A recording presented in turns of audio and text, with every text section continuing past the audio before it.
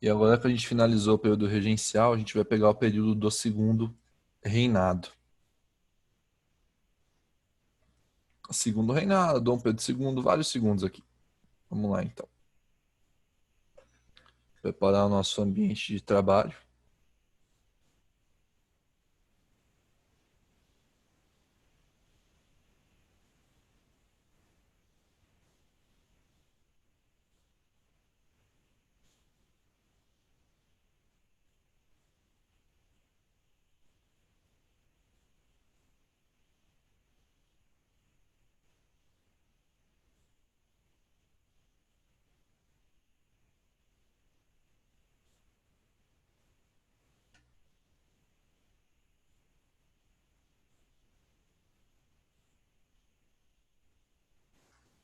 Então, vamos lá.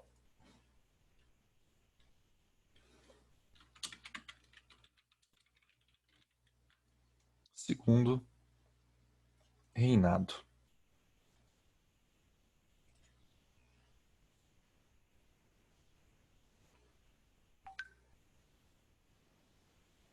Então, o que acontece?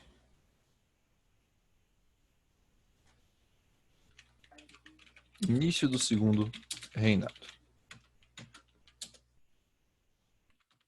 Em 1840, com a regência de Araújo Lima,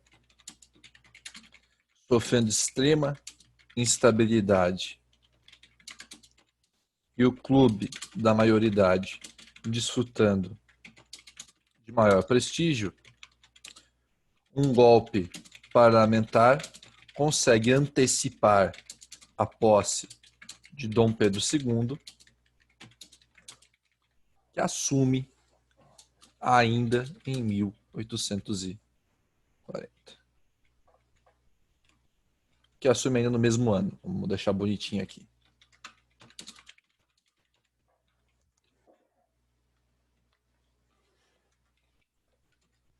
E daí a gente vai ter um quadro político próprio ao segundo reinado. O que é esse quadro político próprio ao segundo reinado? Quando a gente estava falando do período regencial, a gente falou em três grupos principais. Durante o período regencial, fica meio claro que esses três grupos não são três grupos de verdade. Na verdade, a gente tem um grupão, que são os moderados, e daí os regressistas e os exaltados são pouquíssimos. Então, na verdade, esses grupos vão mesclar e dividir. E esses grupos vão dar origem ao Partido Conservador e ao Partido Liberal, que vão ser os dois partidos do segundo reinado. A gente vai ter aqui o Partido Conservador. Então, quem é a parte do Partido Conservador? A elite agrária tradicional, certo? E os setores mais conservadores dos moderados. E nós teremos um partido liberal. Esse partido liberal ele vai ser formado pela elite agrária menos tradicional e setores urbanos, além da ala mais progressista dos moderados. Mas qual que é o rolo? Esses caras são farinha do mesmo saco. Durante o todo do segundo reinado, haverão poucas divergências entre as plataformas políticas de conservadores e liberais, em especial no que diz respeito a questões sociais. Por quê? Ambos se encontram interessados na manutenção dos próprios privilégios. Tanto é que, no segundo reinado, se torna comum a seguinte fala: nada mais liberal que um conservador no poder. Só que ainda assim esses dois grupos vão lutar por participação política. Por que eles vão lutar por participação política? Porque eles vão entender que ter a cadeira no parlamento ainda é melhor do que ficar olhando o outro grupo lá. Eles ainda têm, embora poucas divergências, algumas divergências, especialmente no que diz respeito a como funciona o mercado. Grande diferença entre conservadores e liberais nesse momento, certo? Os liberais eles eram a favor de uma menor taxação.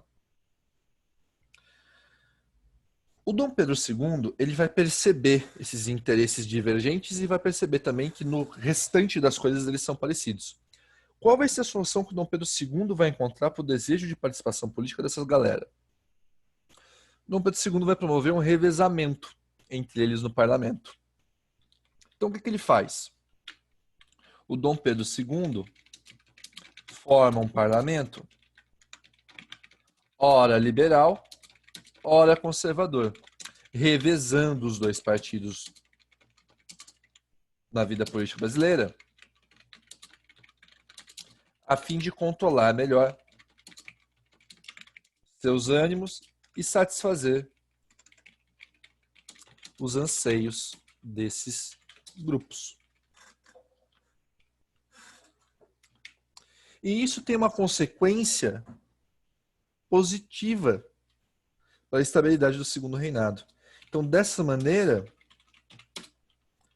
Dom Pedro II consegue maior estabilidade para exercer seu poder durante o segundo reinado. Então, Dom Pedro II tem a ideia genial de fazer o quê? Quase nada, de revezar a galerinha do poder. Mas qual que vai ser o lance aqui? Lembrem-se que o Brasil tem uma Constituição. E daí, durante o segundo reinado, o Brasil irá viver um parlamentarismo às avessas. Por que um parlamentarismo às avessas? Porque no parlamentarismo, normalmente é o rei que está sujeito ao parlamento. No Brasil, no caso brasileiro, o parlamento se encontra à mercê do rei. O que inverte a lógica de uma monarquia parlamentar. Então, embora o Dom Pedro II ele não ganhe a fama que o Dom Pedro I tinha de autoritário, ele vai exercer seu poder de maneira autoritária. Qual que é a questão? Por estar construindo sempre esse parlamento revezando entre liberais e conservadores, o Dom Pedro II vai conseguir maior legitimidade, ele vai conseguir uma coisa política mais estável.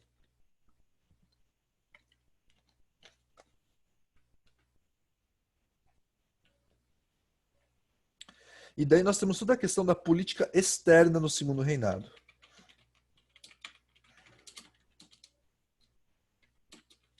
Duas questões principais.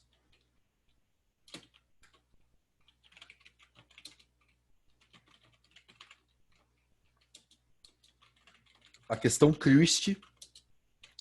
E a gente vai estar falando uma coisa que começa em 44 e vai se estender até 65.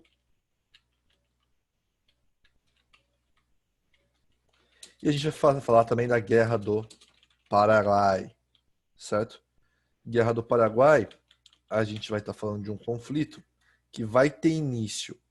Deixa eu ver o ano. 1850. Não, não é 1850. Deixa eu confirmar aqui. 1864. Entre 64 e 70.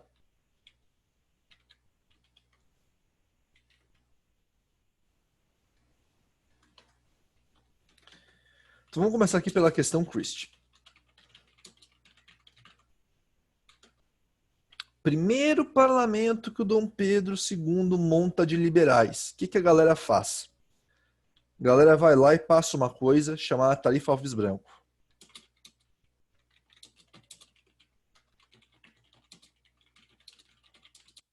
O que essa tarifa Alves Branco faz? Ela dá fim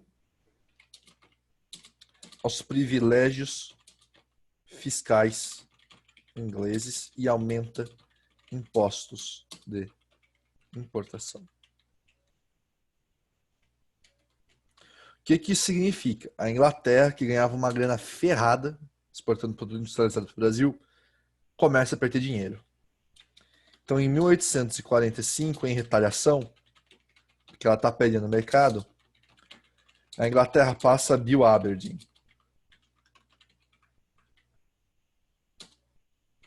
A proibição do tráfico negreiro no Atlântico. E para tentar meio que falar para a Inglaterra, ó, a gente amansou, em 1850 no Brasil, a gente ia passar a lei Eusébio de Queiroz. E daí o Brasil vai proibir o tráfico de escravos da África. Então, em 1850, o Brasil aprova a lei Eusébio de Queiroz, proibindo o tráfico negreiro da África. Qual que é a questão aqui? Importante lembrar isso. Essas proibições, elas não significam fim da escravidão no Brasil, nem fim do tráfico de escravos. Elas significam que o tráfico de escravos no Atlântico está sendo vigiado pela Inglaterra e significam que o Brasil parou com o tráfico da África. O que começa a acontecer dentro do Brasil? Um tráfico interno de escravos de uma região para outra, de uma fazenda para outra, o que agrava ainda mais as revoltas dos escravos. Por quê? Porque agora eles estão sendo separados de suas famílias uma segunda vez. Eles foram separados das famílias na África e agora estão sendo separados das famílias que eles constituíram dentro das senzalas. Ok? Só que volta a acontecer um acidente diplomático. Em 1861, um navio mercante inglês, Príncipe de Gales, afunda na costa brasileira e tem sua carga saqueada. O que leva a Inglaterra a exigir indenização. Então a cabeça da Inglaterra está dizendo o seguinte: o meu navio, que naufragou na sua costa, por culpa nenhuma sua, ia me dar dinheiro, não me deu mais dinheiro.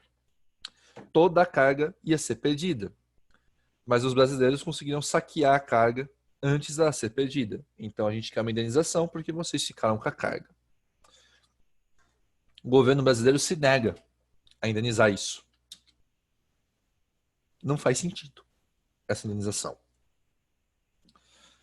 E daí, em 1862, marinheiros ingleses bêbados são presos no Rio de Janeiro pela polícia por estarem perturbando a ordem da cidade. A Inglaterra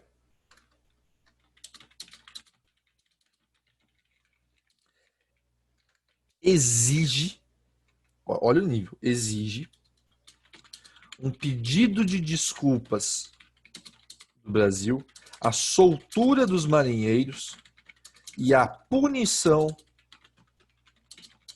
dos policiais responsáveis. Então, os marinheiros ingleses estavam no Brasil, bebaço, causando na rua, a polícia vai lá prender os caras, a Inglaterra quer que a gente peça desculpa e puna os caras que prenderam os policiais, que prenderam os marinheiros ainda. Olha o nível. Então, em 1863, o Leopoldo, rei da Bélgica, tenta negociar um pedido de desculpas em inglês ao Brasil. E a Inglaterra se nega.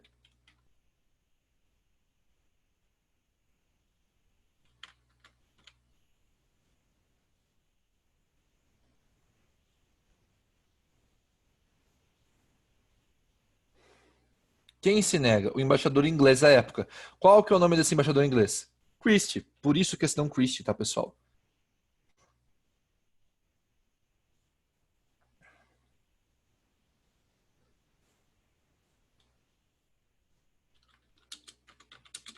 O embaixador inglês, Christie,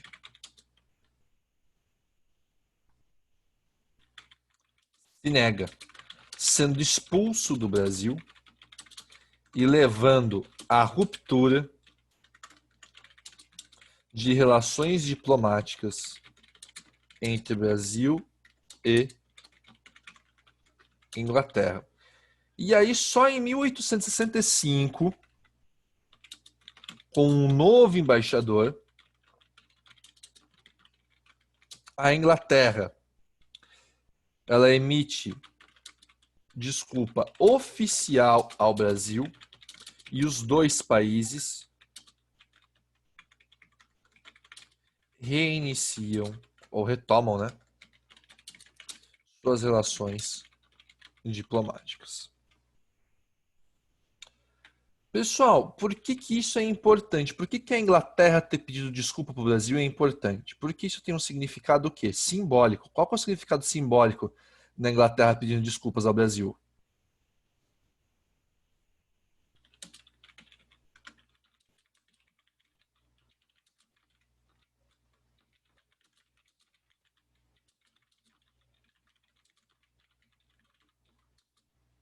E aí?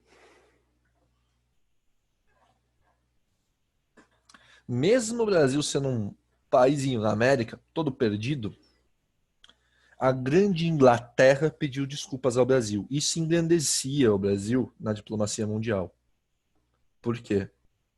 Porque mesmo que a Inglaterra estivesse falando isso só da boca para fora, ela estava reconhecendo o Brasil, certo?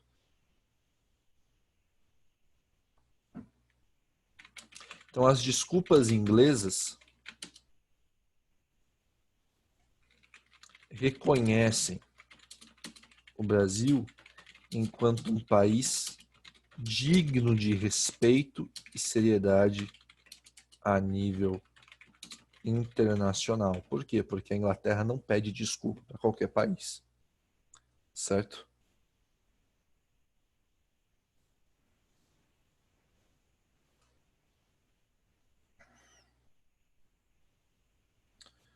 Só que além da questão Christie, a gente tem a questão da Guerra do Paraguai.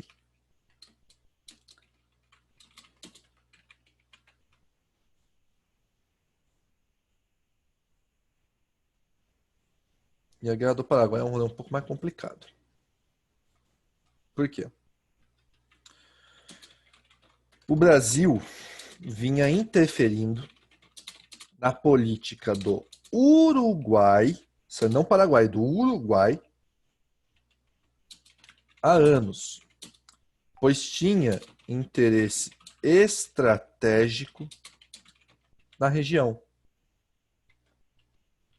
O Paraguai não aceitava essas intervenções, pois reconhecia nelas um imperialismo, um imperialismo brasileiro que ameaçava seus interesses na região.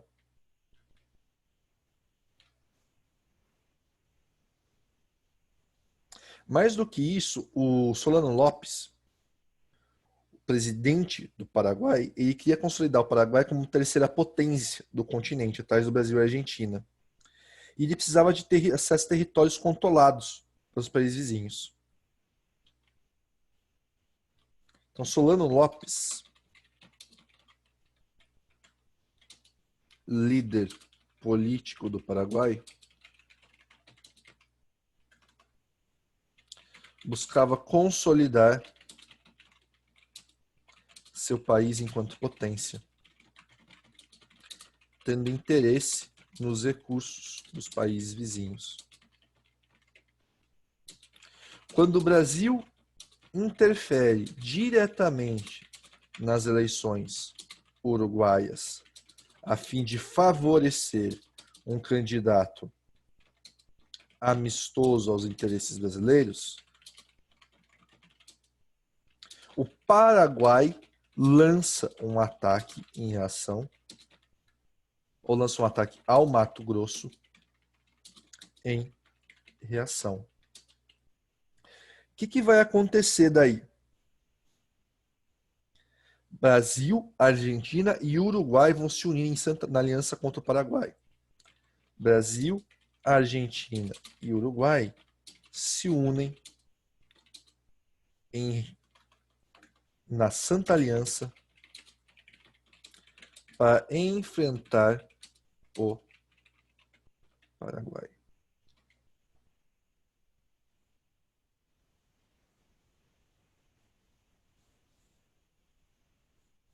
O que acontece aí?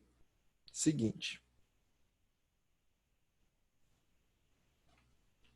Apesar da superioridade numérica e econômica, a Santa Aliança tem problemas e a guerra leva cerca de 6 anos.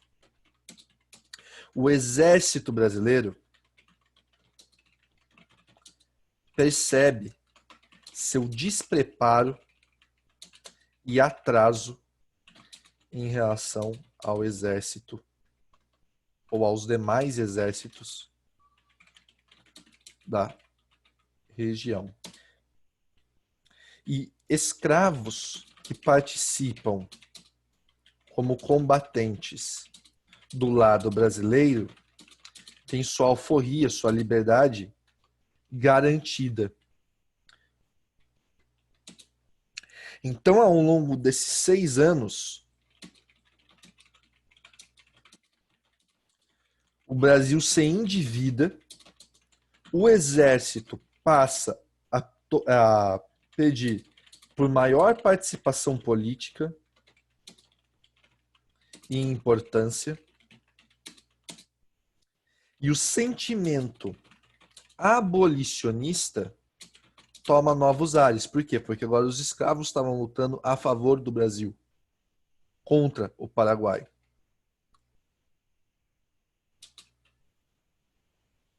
Então, o que vai acontecer? A guerra da qual o Brasil, ou a Santa Aliança, né, sai vitoriosa, tem um alto custo para a estabilidade econômica do Brasil e causa um forte desgaste político, do qual Dom Pedro II não conseguirá se recuperar.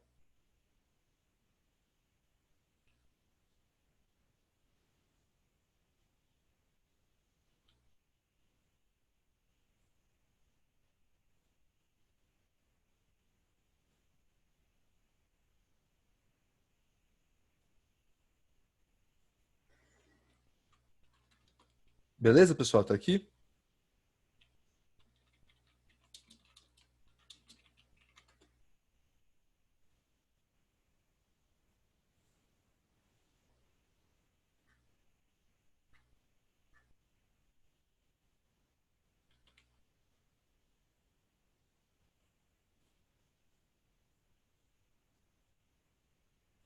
Então vamos lá. Falar da economia no Segundo Reinado. O café no Brasil já vinha ganhando espaço desde o período regencial e se tornava cada vez mais o protagonista da economia brasileira.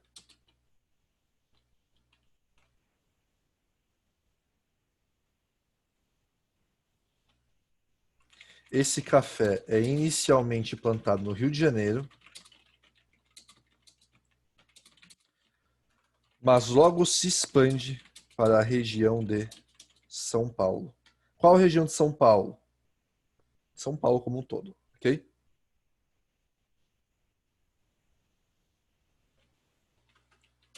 Os barões do café viam com maus olhos qualquer iniciativa abolicionista. Por quê? Pois a mão de obra escrava era a garantia de seus lucros. O Brasil vai passar por um surto industrial a partir de 1844. Por quê? Porque os produtos ingleses param de entrar tão baratos com a tarifa Alves Branco e isso permite que uma indústria brasileira comece a nascer.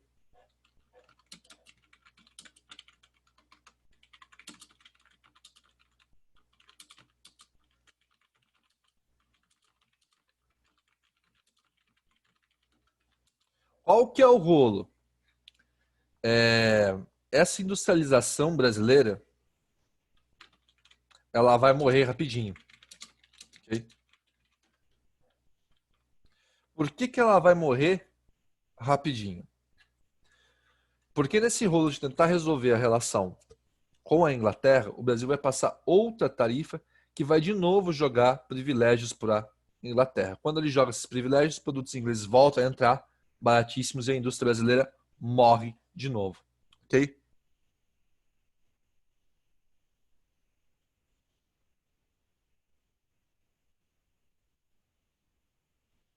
Então, pegando aqui.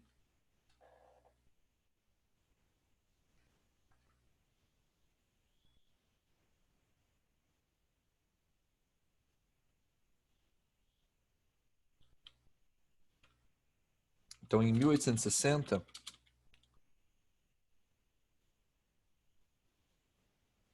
opa,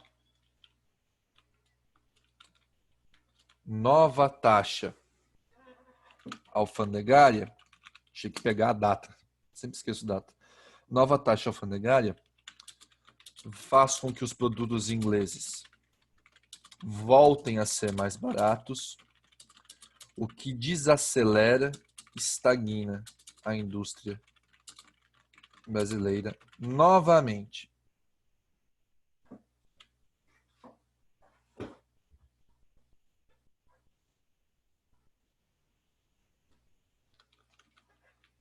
Então, segundo o reinado, em resumo, é o quê?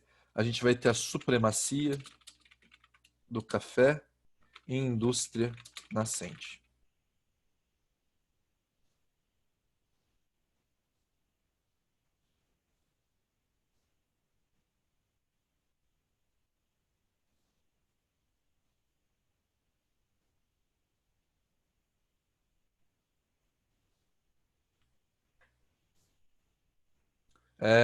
Andrei, o que você não conseguiu terminar de copiar?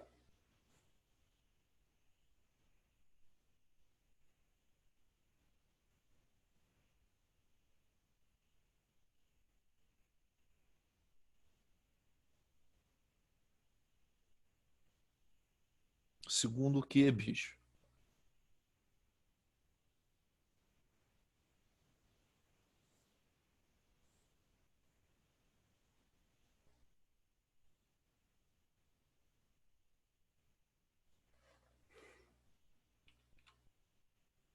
Beleza. Só para fechar aqui, para não passar em branco, né? Para não ficar sem falar sobre. Vou pegar aqui com vocês, então, a questão da abolição. Isso daí já pode.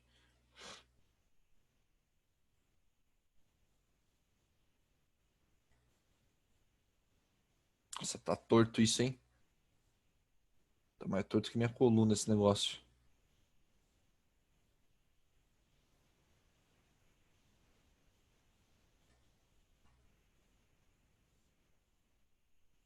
Acho que uma lousa só dá, mas vamos lá, vamos botar aqui.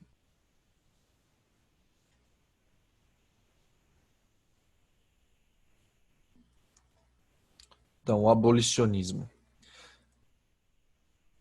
O abolicionismo ele foi outro motivador de desgaste no segundo reinado, desgaste político. Por quê?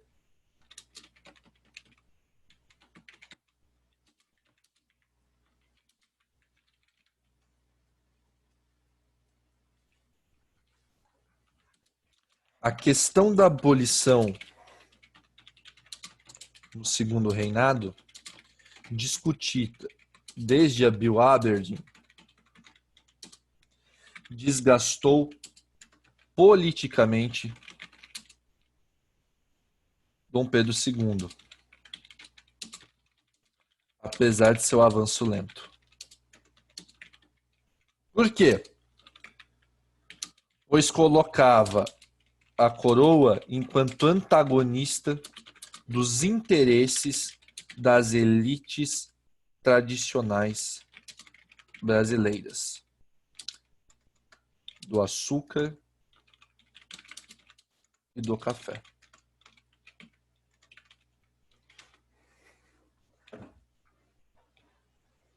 Então a gente vai ter aqui as nossas principais medidas.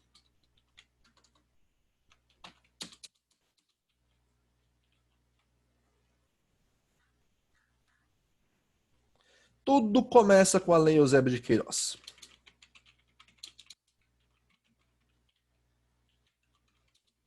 1850. O que ela proibia? Proibição do tráfico de escravos da África.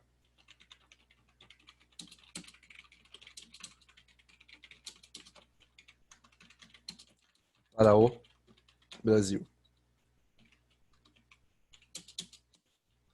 Depois nós teremos deixa eu pôr a lei do ventre livre em 1871. Escravos nascidos após tal data seriam considerados livres. Depois a lei dos sexagenários, em 87. Escravos que atingissem 60 anos seriam obrigatoriamente libertos. E por último, então, a Lei Áurea. Essa lei de 88 declarava o fim da escravidão no Brasil e a libertação de todos os escravos. Pessoal, embora tenha ocorrido a abolição, ainda que a passos lentos, certo? Não houve nenhum projeto por parte da coroa ou da sociedade brasileira, isso é importante perceber, em integrar essa população à sociedade. Então, o que tem? Dessa forma, temos um grande contingente populacional ex-escravo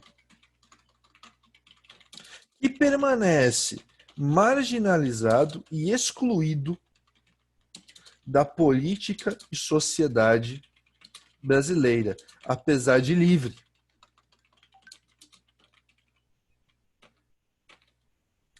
E além disso, o que acontece por consequência? Esses escravos libertos vão ter que aceitar qualquer emprego que for oferecido. Para quê? Para sobreviver. Então eles vão muitas vezes trabalhar por quantidades irrisórias e estar em situações tão ruins quanto ou pior que a escravidão. Por quê? Porque não houve esse projeto de reintegração. Ok? Ainda assim, então, a libertação, a abolição, fez com que os cafeicultores e a elite brasileira se separassem de Dom Pedro II.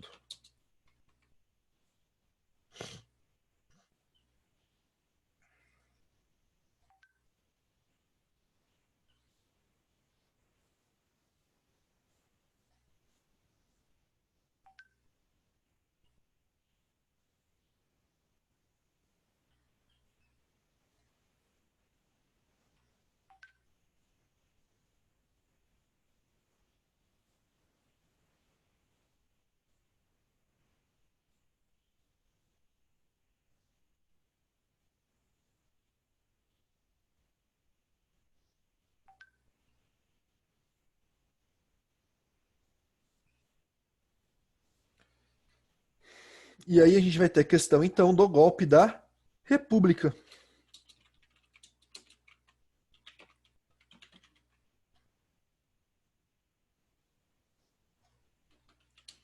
Então, Dom Pedro II havia perdido o apoio das elites e do exército. Opa. Ah, cara, eu perdi aqui. Perdi. Alguém aí perdeu também, eu tenho certeza. Vamos lá, o golpe da República. Dom Pedro II havia perdido o apoio tanto das elites agrárias quanto do exército. E os setores urbanos começavam a cobrar por maior autonomia e liberdade. Isso vai fazer com que essa imagem enfraquecida do Dom Pedro, que já está indisposto com a igreja, com os militares e com a elite rural, perca todo o apoio. Ok? Então, o fim da escravidão e a Guerra do Paraguai são as coisas que mais destroem o apoio do Dom Pedro.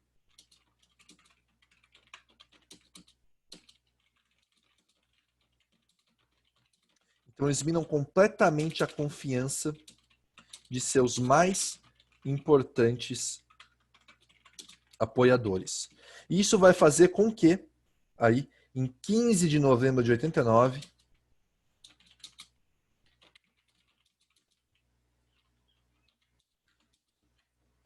o Marechal Deodoro da Fonseca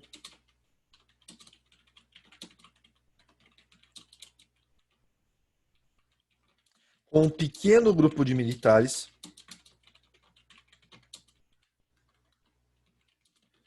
faz com que Dom Pedro II renuncie pacificamente e instaura a República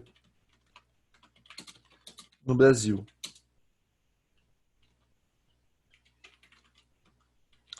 Com Deodoro se tornando o primeiro presidente brasileiro.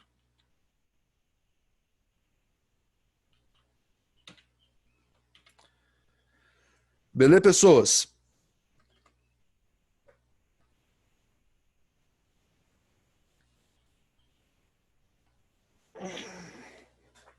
Andrei, você consegue pegar as duas telas? Se você printar, você consegue você mesmo voltar?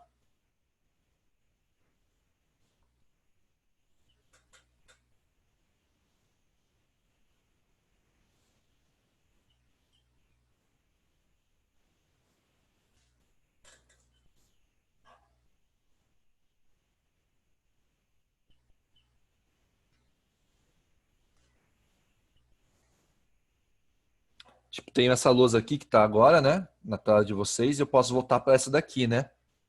Você consegue você mesmo ir de uma para outra ou não? Beleza, você quer que eu fique em alguma específica para você printar?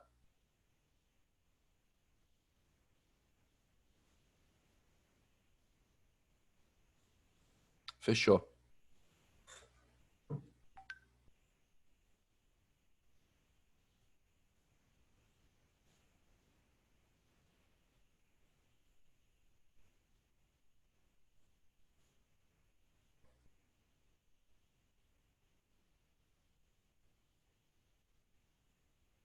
Pode ir para outra?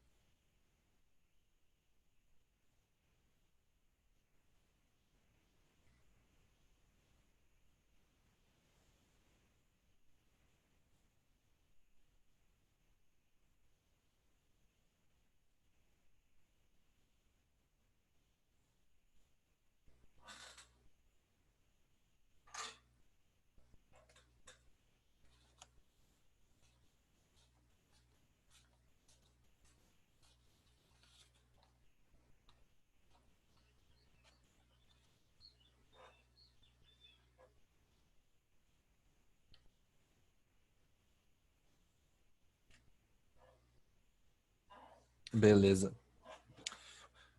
Então, vamos lá fazer os exercícios e a gente já encerra essa aula.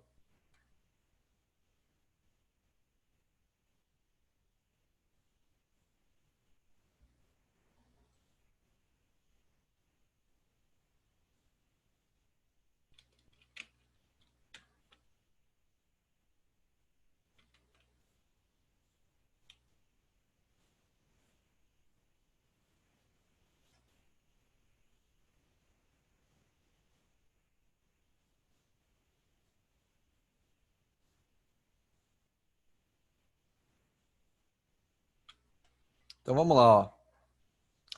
8. A proclamação da República em 89 está ligada a um conjunto de transformações econômicas, sociais e políticas ocorridas no Brasil, a partir de 1870, dentre as quais se inclui a universalização do voto com a reforma eleitoral de 81, efetivada pelo Partido Liberal, o desenvolvimento industrial do Rio de Janeiro e São Paulo, criando uma classe operária combativa, a progressiva substituição do trabalho escravo, culminando com a abolição em 88, a concessão de autonomia provincial, que enfraqueceu o governo imperial, e o enfraquecimento do exército, após as dificuldades e insucesso durante a Guerra do Paraguai. Quais dessas se incluem, certo, entre as transformações econômicas, sociais e políticas a partir de 1870?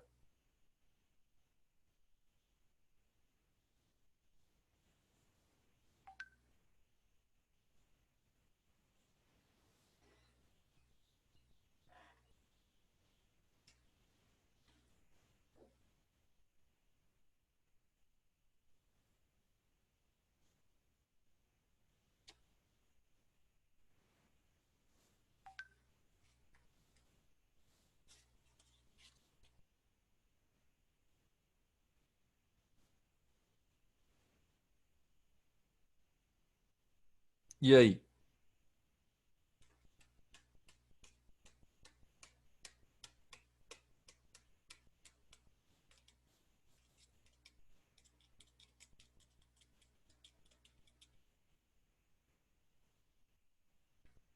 Uma na C, uma na D.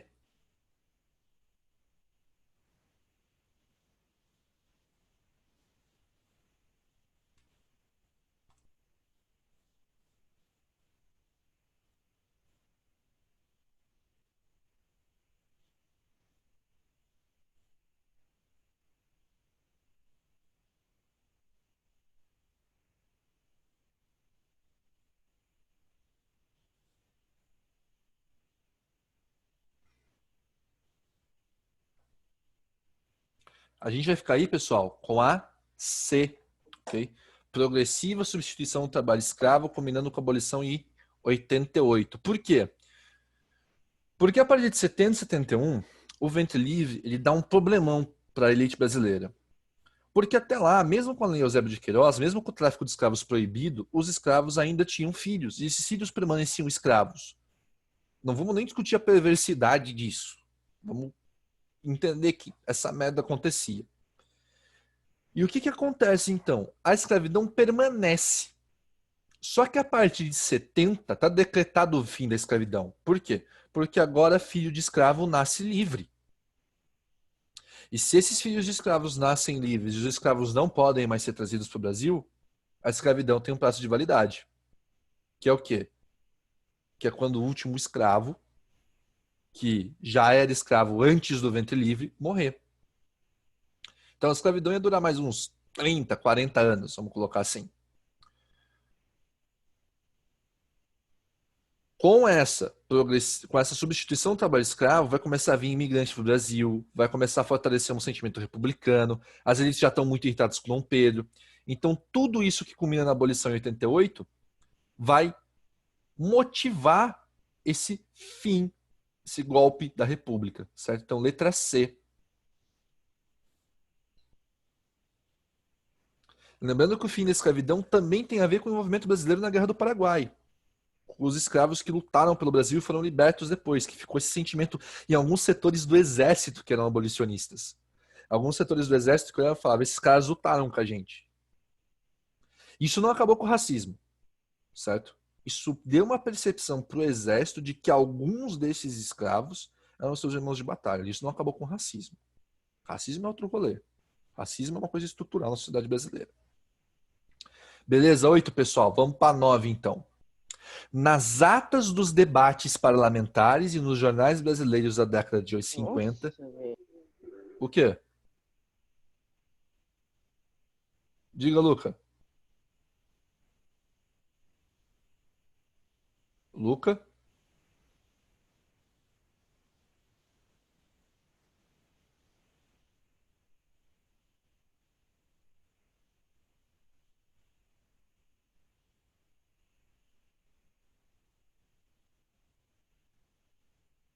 Cara, saiu um nossa, velho, do seu microfone aí, mano.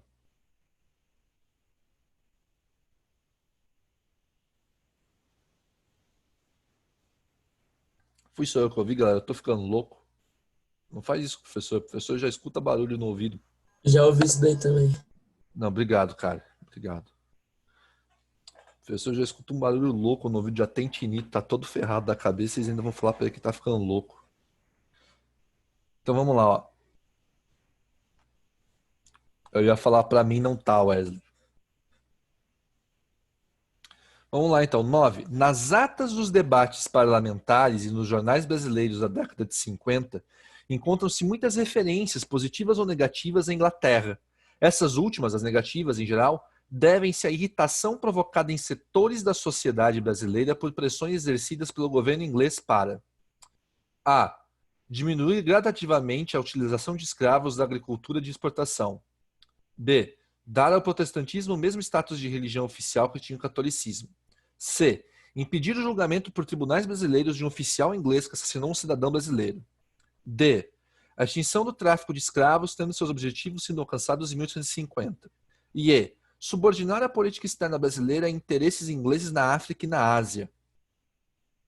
Qual dessas aí gerou irritação em setores da sociedade brasileira por pressões inglesas?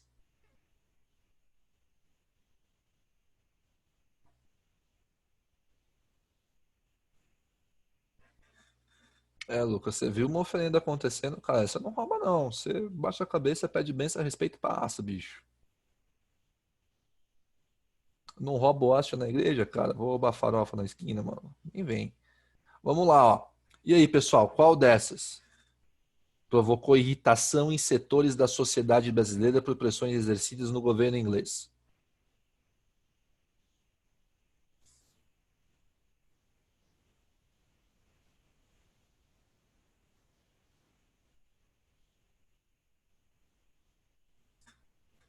Extinção do tráfico de escravos, tendo seus objetivos sido alcançados em 1850. O que acontece em 1850? Lei Eusébio de Queiroz. Dom Pedro fala: não entra mais escravo aqui, pelo mar, nem por terra. Agora está proibido, certo? Então, essa extinção do tráfico de escravos repercute muito mal. Por quê? Primeiro, porque o Dom Pedro II vai ser visto como alguém que cedeu à Inglaterra. Segundo, porque a elite brasileira vai ver o fim do tráfico de escravos com um olho tipo assim: meu Deus, lá se vai nosso ganha-pão. Então, aí a gente fica com ela. Com ela. A letra D. Vamos para a última questão da aula, então. Tem aqui alguma dúvida, pessoal?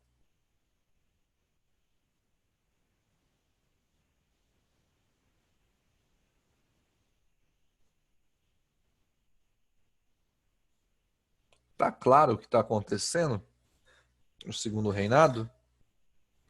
Dom Pedro II, coitadinho, tá dando o melhor dele para governar e tá levando uma facada nas costas pelo exército. Coitado. Vamos lá. Tacar aqui então a última questão de hoje. Segundo o historiador Boris Fausto, o cara que faz videozinho com fantoche no YouTube para explicar a história do Brasil, o fim do regime monárquico resulta de uma série de fatores de diferentes relevâncias, destacando-se unicamente o xenofobismo despertado pelo Conde do nos meios nacionalistas. B. Disputa entre a Igreja e o Estado, sem dúvida fator prioritário na queda do regime. C. Maior força política da época, os barões fluminenses defensores da abolição. E. A aliança entre exército e burguesia cafeeira que, além da derrubada da monarquia, constituíram uma base social estável para o novo regime. E letra E, doutrina positivista defendida pelas elites que se opunham a um executivo forte e reformista. Qual dessas aí, pessoal?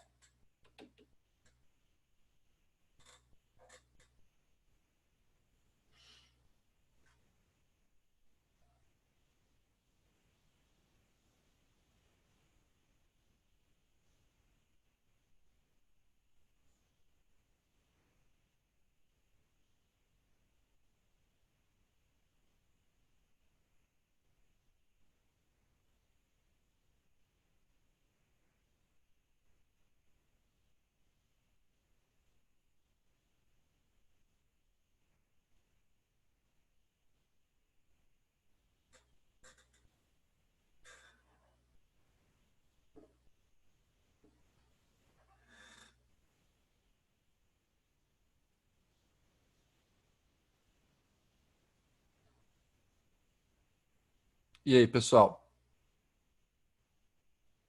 D. Aliança entre exército e burguesia cafeira que, além da derrubada da monarquia, constituíram uma base social estável para o novo regime. Exato. Certo? D de dado. D de Gabriel. Isso aí, Gabriel. Boa. Mandou bem. Pessoal, então a gente fechou também hoje. Segundo reinado. Seria o módulo 11 da apostila. A gente terminou o módulo 11 agora. Ok? Então, é isso. Eu pedi para o Matheus tentar passar para vocês o forms com os exercícios de casa, se ele já não passou. A gente fica por aqui e até semana que vem, beleza? Até segunda que vem aqui no mesmo horário, no mesmo canal. Fechou?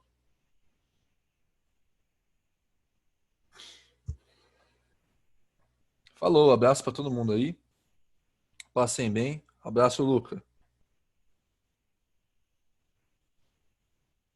Acho que o Luca tá errando os botões na chamada hoje, cara. Mostrou a câmera, falou as coisas. Só vai dar para jogar de Homem-Aranha? Depende, aonde?